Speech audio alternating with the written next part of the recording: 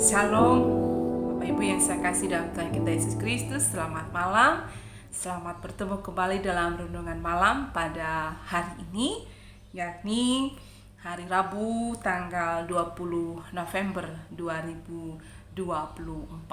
Dan untuk kita renungkan bersama pada malam hari ini dari 1 Raja-Raja pasal 8 ayat 22 sampai ayat 30.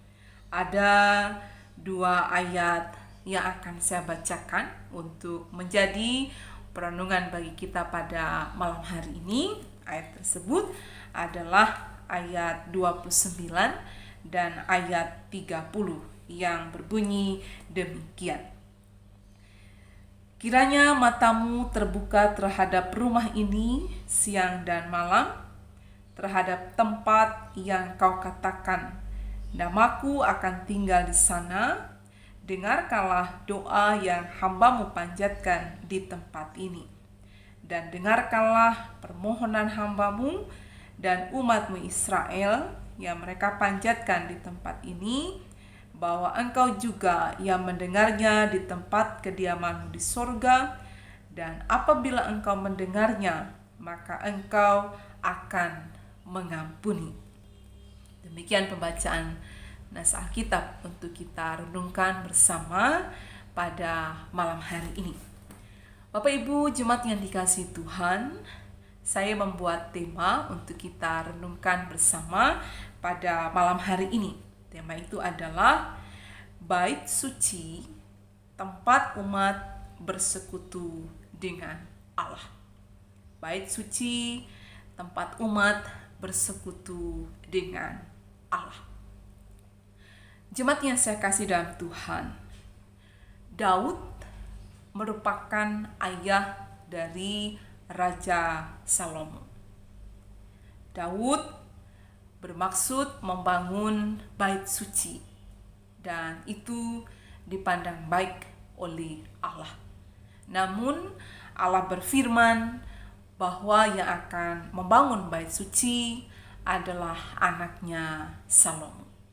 Sehingga saatnya nanti dalam firman Tuhan ini kita akan melihat bagaimana Raja Salomo memanjatkan doa berkenaan dengan bait suci yang telah dibangun. Khususnya dalam ayat 29 dan ayat 30. Raja Salomo saat bait suci telah dibangun, ia memanjatkan doa, yakni kiranya mata Allah terbuka terhadap bait suci siang dan malam. Kiranya permohonan yang dipanjatkan baik oleh Salomo maupun oleh umat Israel didengar oleh Allah ketika mereka memanjatkan doa dalam bait suci tersebut. Artinya adalah bait suci memiliki fungsi sebagai tempat persekutuan antara umat dengan Allah. Sebagai tempat persekutuan umat dengan Allah, maka sudah selayaknya bait suci memberikan kedamaian, memberikan ketenangan, memberikan sukacita dikala umat sedang bersekutu dengan Allah.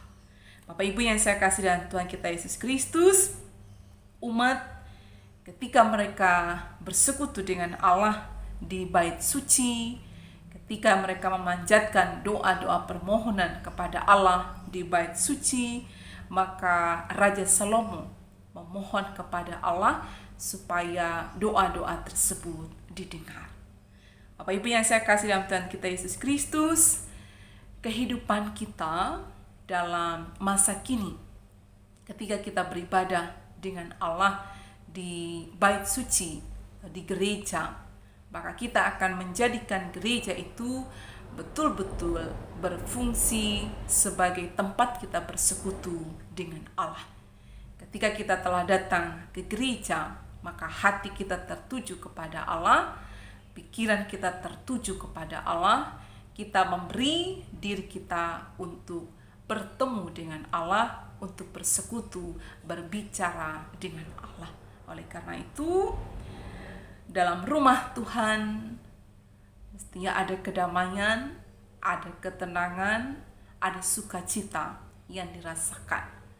Oleh karena itu, berbagai sarana prasarana juga perlu untuk mendukung kenyamanan, ketenangan dalam gereja, baik itu kebersihan dan sebagainya. Sehingga ketika umat beribadah kepada Allah, mereka sungguh-sungguh memiliki persekutuan dengan Allah. Oleh karena itu, firman Tuhan ini mengajak kita, mari mendukung berbagai pembangunan rumah Allah, bait suci, sebagai tempat kita untuk memuji Tuhan, beribadah kepada Tuhan, mendengarkan Tuhan berbicara, dan menaikkan permohonan kita.